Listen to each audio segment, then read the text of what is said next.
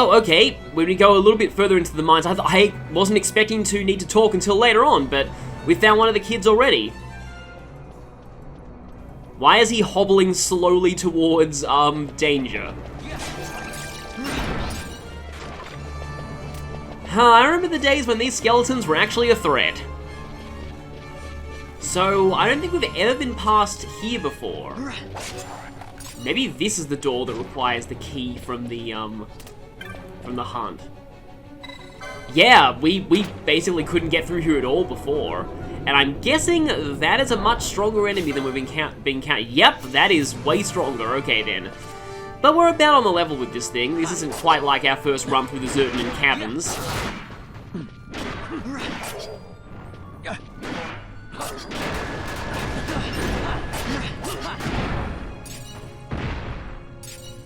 A strip of forbidden flesh.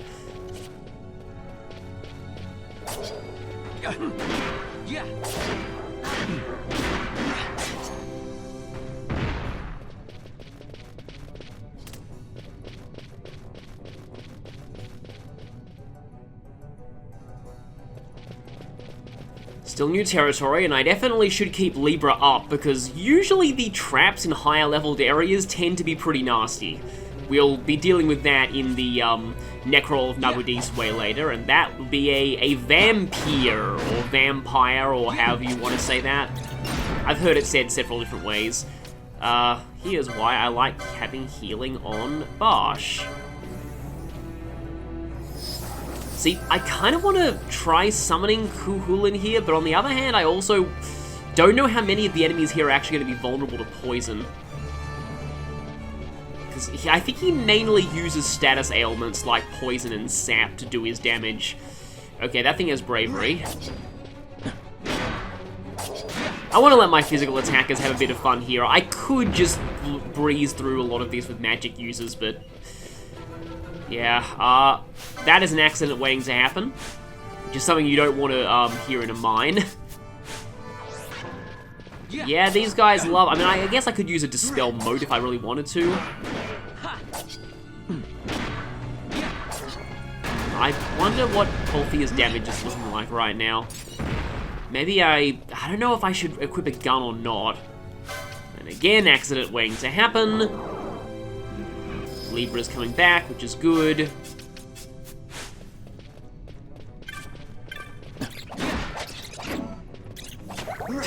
How does a bat parry something exactly? Yeah. About to say I'm not really sure I want to find out, but I actually do, because it sounds kind of cool if it can parry stuff with its wings or something like that. I know there's like a bat wing item in something, well, there's one in that Dr. Brain game that I was talking about during the Salika Wood, but that's, that was used as a boomerang, not any kind of blocking thing. I think I'm actually thinking of the Wing Shield ability from that really bad Spyro PS2 game. You know, the fourth one that came out. Or was it Enter the Dragonfly, I think? Yeah, that game was, not good at all. Tumulus, okay, I feel like that's a fixed chest. Koga Blade. I've been wanting one of those. You can actually get one of those, or a Reflector Mote can be nice too. You can get one of those through the Lost Cockatrice side quest, and I was kind of wanting to do that just for that, but, oh, Varn can't even, it's Earth Element too, which is actually pretty good since you can't deal Earth Element damage with magic. Now, is that one of the Ninja Sword licenses that I specifically chose not to get on Varn? Yaku Darkblade and Mesa. No, I can still get the Koga Blade. Oh, it's the Eager Blade that I gave up on getting. I think those are the names of real ninja clans in Japan, and I only know that because there was a very, I feel like I've told this story before. Okay, they're already healing Varn. I wanted to order them to do that, and turned out Varn was in a low enough threshold for their Gambus to kick in. So, there was a show that used to be on Australian television that was really popular during my parents' time, simply called The Samurai, which was actually like a real Japanese show. It's just with a fairly dodgy and meme-worthy English dub. And, yeah, I believe eager ninjas were recurring enemies on that show. Pyromania is not just exclusive to that hunt mark, I guess. I thought I'd misread Forbidden Flesh before, but no, it actually is called Forbidden Flesh. Okay, then. But yeah, that show is just, it's kind of why I still, it's funny, I have Ghost of, Tsushima, but I've never actually, I haven't started it yet. Got so many other games that I'm playing right now. Actually, not really. Like, I've noticed by looking at, when I started that backloggery recently that, you know, my backloggery is nothing compared to most people's. I don't have, like, hundreds of games. I only have a few that I haven't really beaten. But anyway, just opening what TV tropes would call a door to before, or an easy shortcut back to an area you've been through previously. It's kind of always nice game design to put those in, just so that you can conveniently get around a place after you've gone to sort of later parts of it. But anyway, yeah, I kind of joked that, Ghost of Tsushima should have a terrible English dub DLC that makes it sound like a badly dubbed samurai film of, like, the 70s or 60s. I just think that would be kind of funny.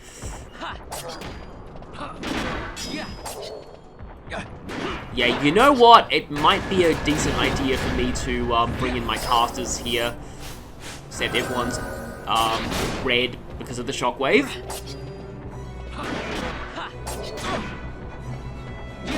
I mean, we can probably take... Oh, there's two more. Yeah, I think I'm going to put in somebody who does a little bit more in the way of magical oomph here. Though if I'm kicking someone out, it probably should be Balthier, because not only is he higher level, but he doesn't have Curaga. Except Fran was the one who Curaga there. She's still healing, okay. I want to make sure that I have her gambit set right, though. Oh, she doesn't have any higher levels of arrow, does she? Yeah, so Dark's probably better here. And also... No, I'm actually not quite there yet for better Ninja Sword and Barn. Although, these things are weak to wind, which means they're probably Earth Element, which means the Korga Blade is probably not a good idea. I didn't even notice how much damage that was doing. I guess I can see now. Arrow from Fran is not doing that well. Yeah, at this point, I might as well just switch, just have her stop doing that altogether, because Weakness Arrow probably is going to do less than Darker. Yep, quite a bit less than Darker. In fact, about half the damage. Looks pretty cool, too. So yeah, this bridge is going to be somewhat important later on, because another thing that I forgot to mention earlier, is that a Mimic? Yeah, I thought that was a Mimic. Bug. Just bug. Nothing else, just bug. And it's a dead bug. It looked a little bit too cool to be a regular treasure. But yeah, this bridge, so one of the other advantages of doing the antlion hunt is that it is a prerequisite for the best hunt mission in the game. I feel like I'm probably going to take that on in post-game though, mostly because it's actually a two-part hunt, and yeah, like the first one is easily doable when you first had access to it. The second half of it requires you to go through a very, very high-level area. And also, the boss is also much, it's kind of a spoiler, but, like, you have to fight this hunt boss twice, basically. And, the first one is a lot easier than the second. The first one also has an incredibly crucial steal, too. It's the one fight that I remember setting everyone's gambits to faux 80 steal and just having them go ham. It's an interesting fight too, because the steal items from it change in every different phase. It's a multi-phase fight too, and I said earlier that it's also one of the only hunt missions with its own voice acting. It's a very, very special hunt, let's just say. Very special. But I don't know whether I'll take that on as like my first video of the post-game. That might be fitting, but I guess we'll see. Because I might not be able to do both, like, at the same time, and it all depends on, like, when I hit certain levels, because I'm probably gonna have to grind a little bit once I reach the, post-game. Since, like, the final boss is actually, like, only about level 50, but stuff in the post-game goes all the way up into the 70s. Eerie Soundwave's really not doing a lot. Okay, we do have enough for that license. It's a bit expensive for a single weapon, so... And it's also Earth Element.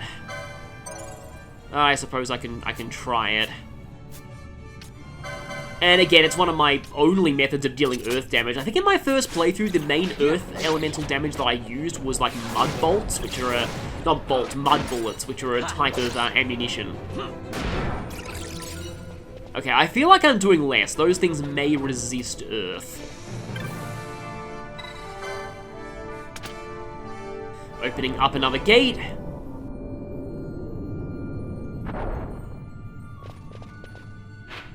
Yeah, that just brings up... Oh yeah, we're all the way back in this area. So, you know what, if we wanted... And in fact, it might actually be a decent idea to go back and save. Although, admittedly, that's not as necessary in this version thanks to autosaves. I admit autosaves do kind of cheat the game over system in a way, but... At the same time, I'm also quite thankful for it, because sending you all the way back to your last save upon a game over is... I don't know, I feel like it's design that's getting a bit obsolete in RPGs. Or, you know, there could be a gate crystal right in the next room, so I'm so thankful I didn't go back to Bujeba.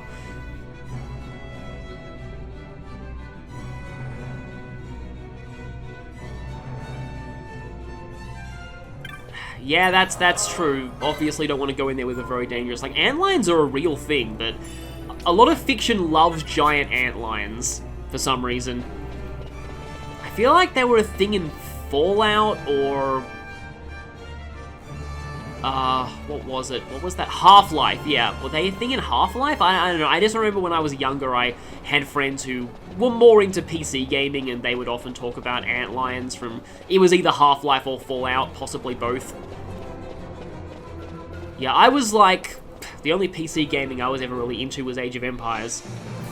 Was never really particularly big on, well, you know, because most PC stuff was first-person shooters, but that being said, I did actually quite, enjoy, that sounds very pretentious saying quite, I quite like that, but, yeah, Tribes, that was the name of the game, in early high school, which for Americans is, middle school, but, yeah, I played a little bit of multiplayer on, like, local area network at lunchtime with that. I wasn't, like, good or anything, but it was fun. And I kind of feel like one of the only reasons I actually was decent at that... Okay, we just have to get on the other side of it. Was because its kind of core weapon was a disc launcher that shoots exploding energy discs. So you didn't really need to aim that... Like, you didn't have to be that good at aiming to do well with it, and also skiing was quite fun. Skiing was like a classic example of a bug becoming a feature, because it was sort of an oversight in terms of the, like, a movement exploit in a way. Almost like wave dashing in Smash Bros, but, they made it an intentional feature, because it was one of the main things that set it apart from other, like, generic sci-fi FPS games, and to the point where later games in the series actually, like, had skiing as part of the tutorials. It was like an official mechanic. You probably have no idea what skiing is just from me saying that, but it's like you had to sort of tap the hover button, because you had jetpacks in that game. You sort of had to tap the hover button while going down a hill, and if you did it with the right timing, equipping the cherry staff, because the antlion that's coming up is weak to wind, which means that Varn's weapon's probably not a great idea. Also, Ash is on... I'm okay with Ash being on buffs, on her buff gambits right now. Varn can finally use the Platinum Dagger. Though that's still nowhere near as good evasion as this. Yeah, Ash no longer needs the Opal Ring. Okay, that's just a Killer Mantis. So, here's the thing with, Blizzaga, is that... No, it is weak to wind, so your gambits are set wrong for that. Oh, it's because she's on the wrong setup. Okay, here we go. So, nice double level up there. The main gimmick to this fight that's coming up is you want to clear out the other Mantis enemies, because it's going to use Cannibalize to increase its own level by eating the other Mantises, which I think is actually, well, apart from the increasing in level, is something real-life Mantises are known to do. Only some species, I think. But, look at this damage, though. It's ridiculous. Yeah, as you can see, like, there are a lot of those dots hovering around in there. So, you want to use good AoE wind spells to just focus on getting rid of the... Yeah, that's a big antlion. Getting rid of the small ones first. Definitely get rid of the small ones first. And I think Ash's arrow is doing, well, almost just that. Let's just make sure that I'm getting a second arrowga in. I need to sort my magics again because Blizzarga's at the bottom of the list, even though it should be below regular Blizzard. Okay, Ash is no longer at full HP, so she's not getting the massive, massive damage out of this anymore, so I will need multiples of them. But I definitely want her to be targeting them, because otherwise it will use Cannibalize. There's a lot of those small mantises here. Still one left. I think I'll just sick Varn and Barsh on that one, and have Ash focus on the main thing. Oh, it did actually get one Cannibalize off. Dang it. Well, it's already hurt pretty badly. One Cannibalize shouldn't be too much of a setback, because it can use it up to twice. Latin. Yeah, I've heard that can inflict instant death, or it's just really powerful from the tortoise earlier. It's getting kind of low on health now. Yeah, that one is way easier if you take it on at this point. I probably wasn't really meant to do that, but this area is very dangerous if you come in at any levels lower than this. Now, it's back to Varn.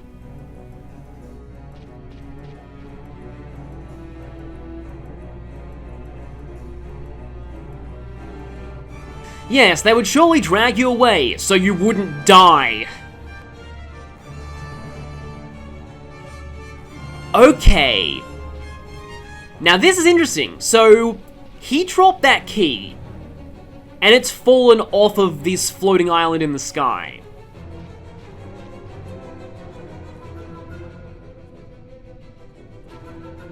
Thankfully, both of the kids are okay.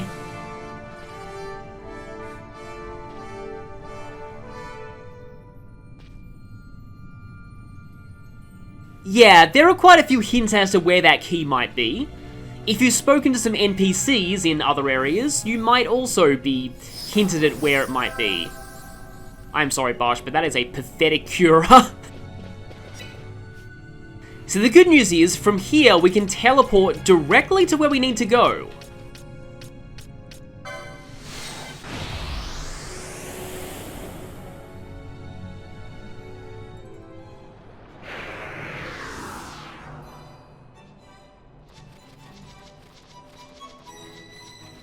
The weather's pretty miserable on the coast right now. Actually reminds me of the weather where I live at this point.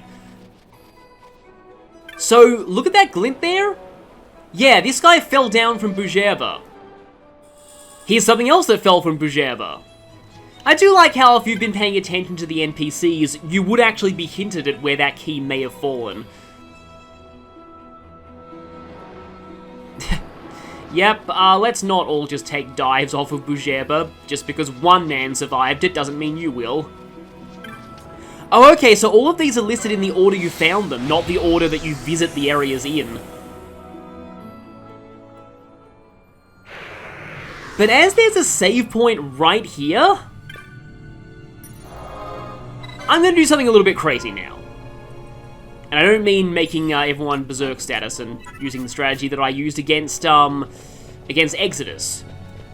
So, actually, you know, perhaps before I do that, I should maybe demo a few of my new summons. Should I do that now or later? I'm not sure. But anyway, I want to try and explore the later side of the Henna Mines.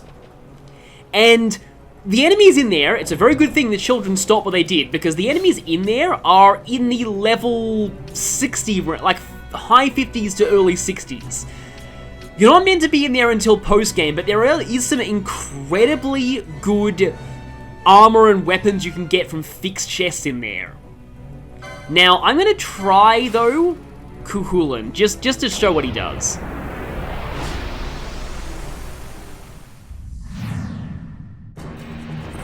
So, what have you got? Oh, he seems to have reflex status right off the bat. Cuchulainn. That's pretty cool. Also, he has a lot of health. Bio. That's it. And in terms of techniques, Malaise. Okay, that drains. And Blight is his super move. But he can also attack physically. So, and also he's very gung-ho with Cuchulainn if anybody's injured. Indigo Pendant, is that new? Improved chance to strike with is that like magic accuracy or something? I need to look that up because I'm actually very confused as to what that actually does. Magics always hit under normal circumstances. Okay, perfect accuracy. I mean, magic in this game seems to hit most of the time anyway, so I'm not really sure how useful that is.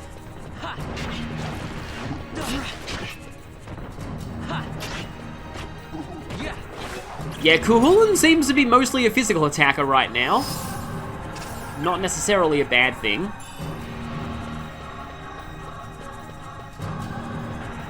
He seems to walk pretty slowly too.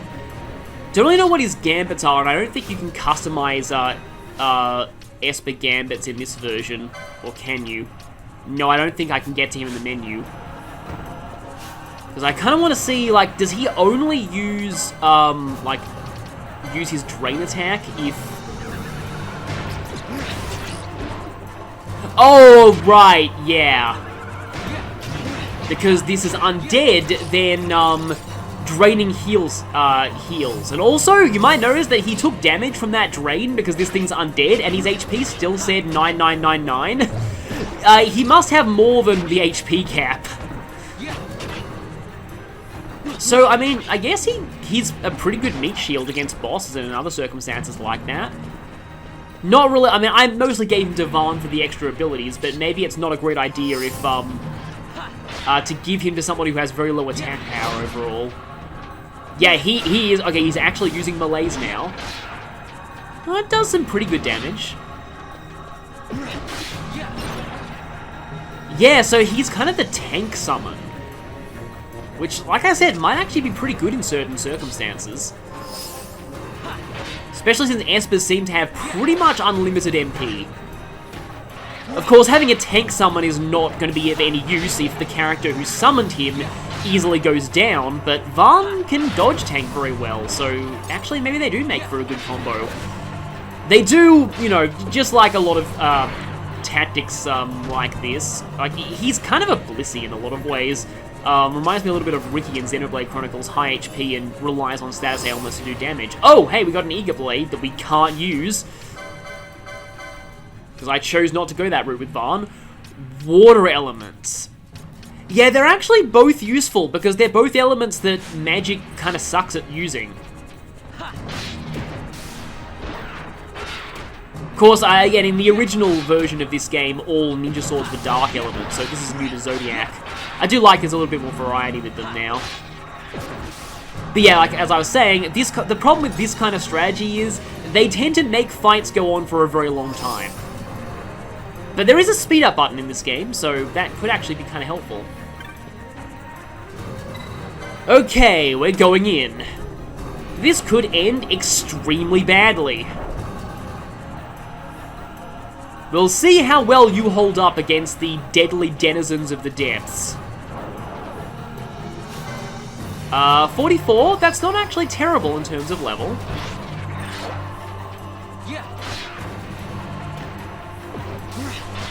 Okay, he is getting kind of low in his summon gauge.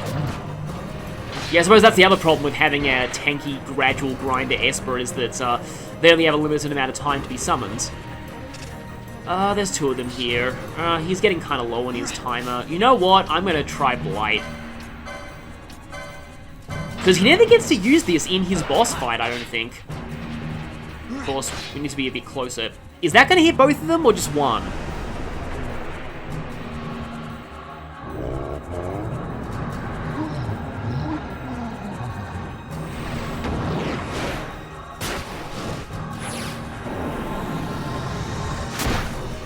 By the way, this is why he's Scorpio. It's not that obvious otherwise.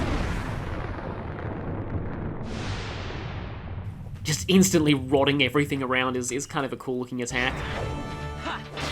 Yeah, it's heavy non-elemental damage. It's okay. It's better than Zalera's ultimate attack, which is sad, because his ultimate attack is actually pretty cool looking. It's definitely my favorite of the Esper animations. But here's the thing that I actually wanted to try out in here, and yeah, also, we can't see the map for this area until we find a candle. I wanted to see if, is Vanish go in time magics? I have regular Vanish, though. I wanted to see if I could just vanish everyone and then turn off their gambits to try and sneak past the enemies here. Now, this only deceives enemies that detect based on sight, and not everything does.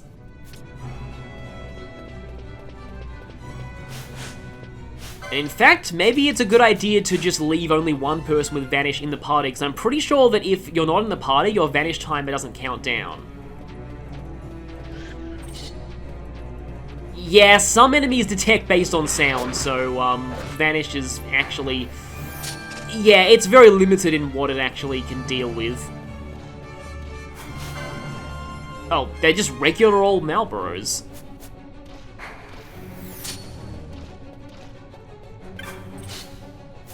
Yep, they can see us too. Orochi, that's a pretty solid, I think, ninja sword. And a Zwill Crossblade. Zwill Crossblade is a dagger that is slightly better than what we currently have, gives decent evade, and is a wind element.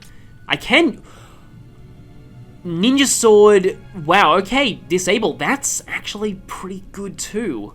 I'm going to equip that for the time being. So, like, yeah, it's...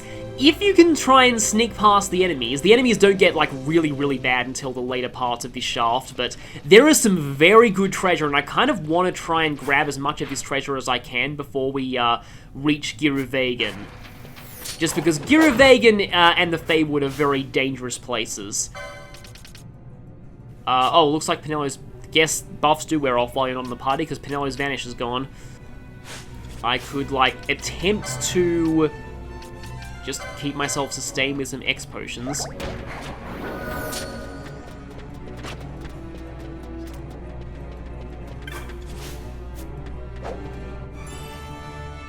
Golden Skull Cap. Oh, that's Mystic Armor. Which means Vaughn would actually be able to use that. Well, not even Ash can use that right now. Fran can, though. I feel like Ash could probably take those enemies.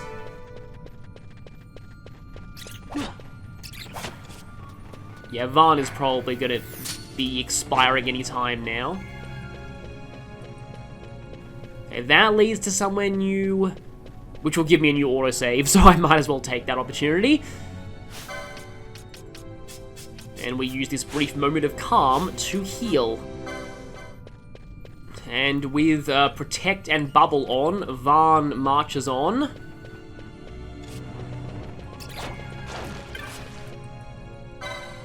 And we unlock this. Yay, easier access to painful death. Okay, we do have another switchboard here. Okay, yeah, I'm not falling for that one. That's definitely a mimic. See, the good thing about this being an area with some very good loot and chests is that it's also a game where mimics are painfully obvious. That, however, is not a mimic. Renewing Morion. Gives you free, permanent regen status, and it's light armor. That's actually really solid.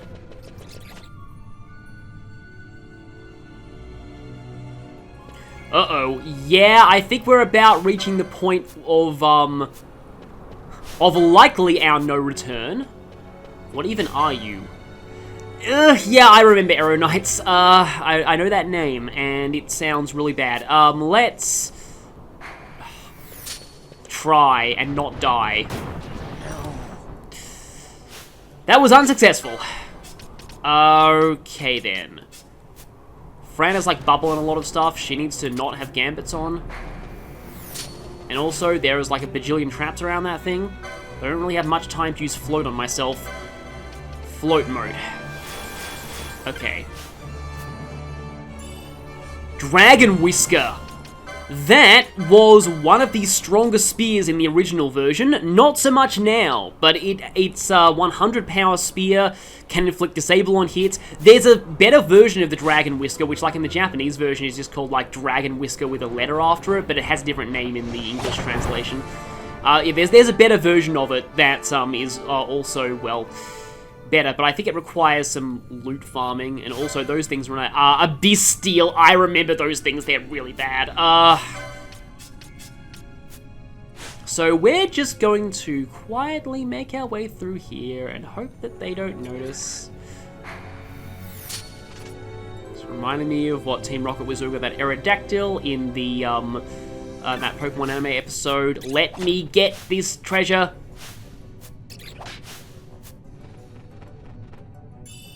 Vanish. Yeah, give me a Vanish emote, why don't you? Biomote.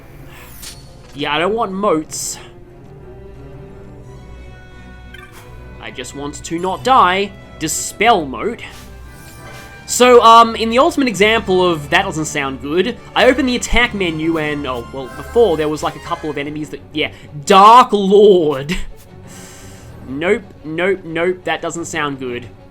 But my experience has told me to investigate, not anything that where's that line come from? Experience has told me to investigate anything that glows. But experience has told me to investigate any, dead ends. Barsh is gonna die in like 5 seconds.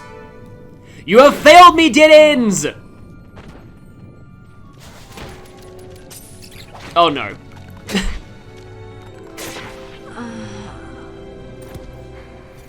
It's sometimes hard to tell whether more or less party members is good, because more party members means, I guess, more risk of game overs, but it also means, more people to absorb damage. Because all of these enemies converging on a single person is usually a recipe for extreme death.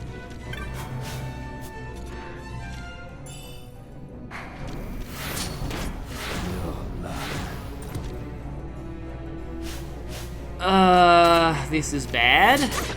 No. I'm going the wrong way. There is an exit here, though. If this exit doesn't lead to enemies, I may be able to regroup and heal in here. Well, there's an enemy there, but it's not like the only thing here. Yeah, that was, was like, and now, let's keep going, and then that happened.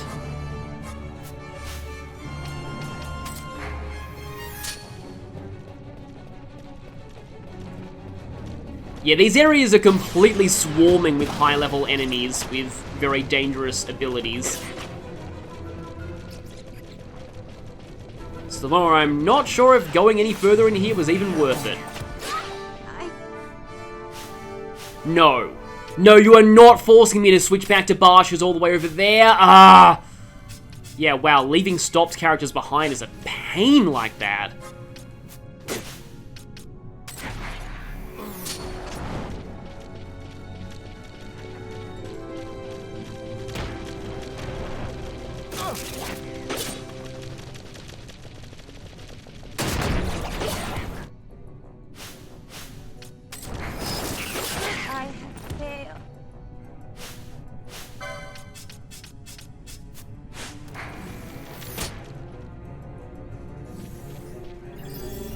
Oh, okay, so there's a save crystal here.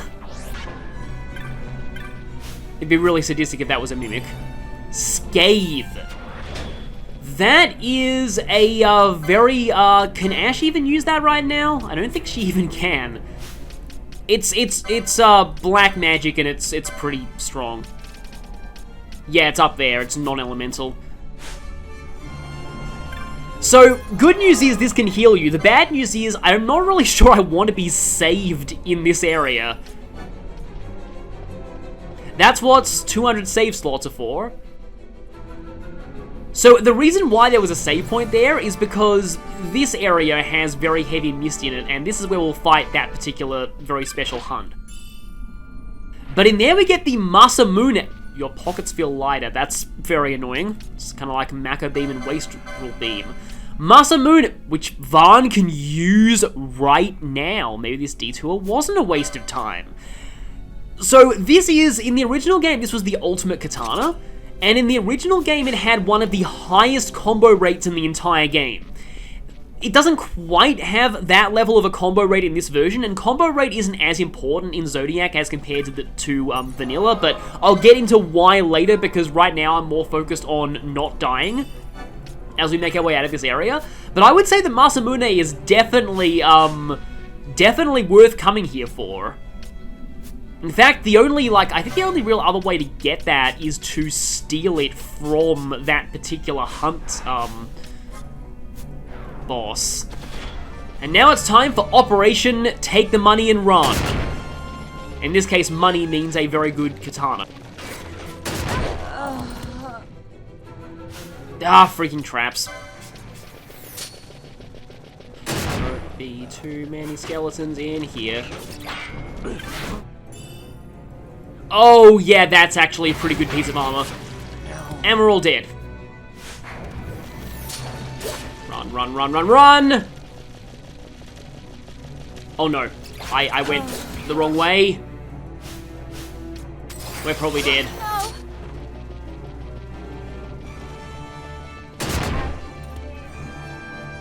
That was extremely close.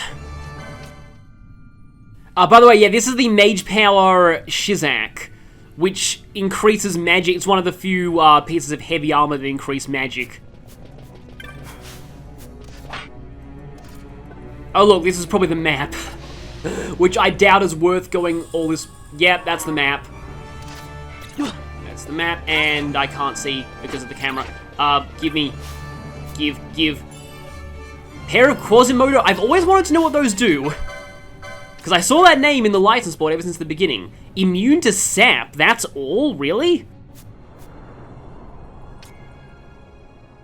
Okay, there's this place up there, a secret area, Site 6 North.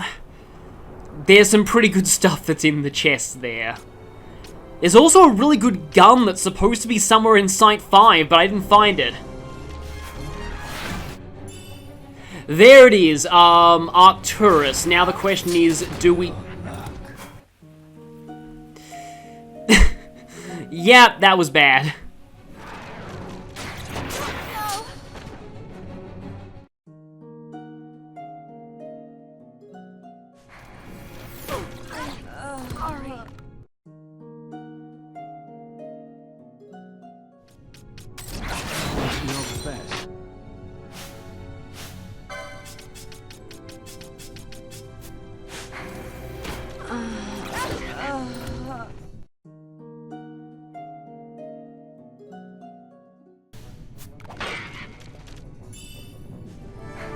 Okay, after multiple game overs and a situation where I thought I was screwed because I auto-saved in between two screens with a bunch of undead on either side, I actually did get out, and I think I'm going to cut my losses and go.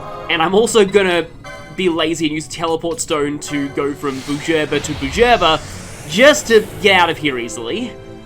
There is some more stuff in there. There's like some good, I think, axes and a spear, and also like some kind of blessed, like, shimmering cape or something. But I'm not going to go for those because this was already enough hell. Yeah, I was worried I hadn't actually completed this one because you were still crying, but I guess you're crying tears of joy now.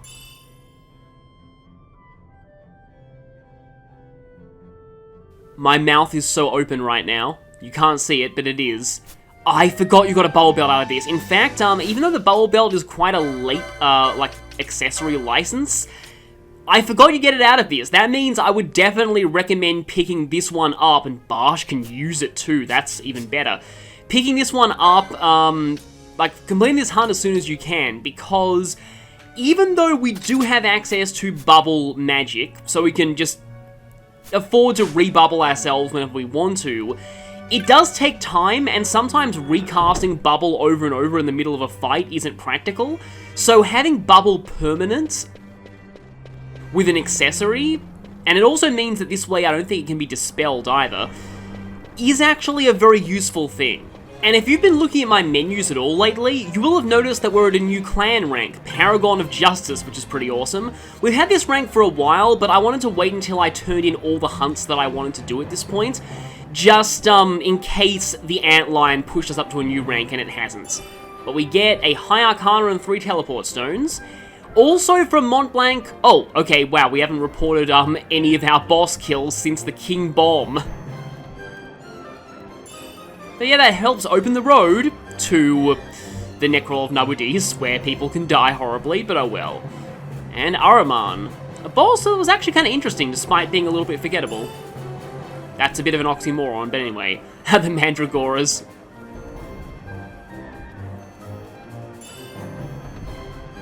We love Mandragoras, that's why we like to kill them.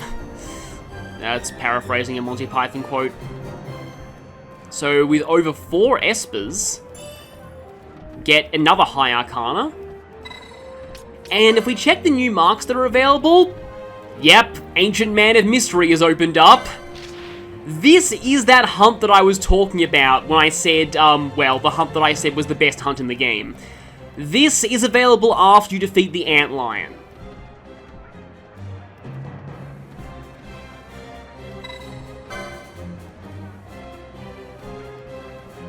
So the petitioner for this one is actually Mont Blanc himself.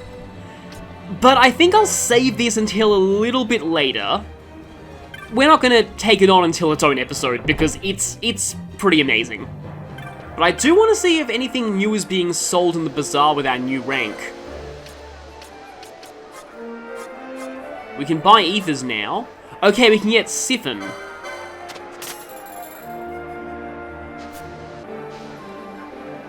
Interesting, this is considered loot.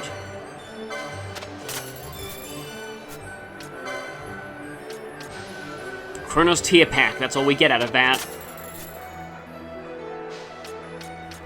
You know what, I might as well get these out of the bazaar if no one will ever be able to use them, without resetting stuff at least. And with that, I think we are done for now. Next time, I will... well, continue on with the main story. We're going to be heading to the, it's the Dry on the Giza Plains. Hang on a minute.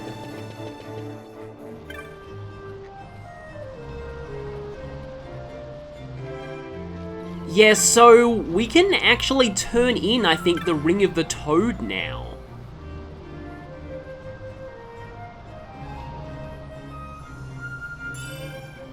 Okay, I'm actually not sure, what that was from. Must have been from the, and yeah, here's the cockatrices are gone, that's for that quest, but I think he was from the land of the Gareth? Yeah, this is the person we need to give the ring back to. So, if you don't remember, this was all the way back when we passed through Giza Plains and the Rains for the first time. That hunt for that giant toad, the crocodile it was called.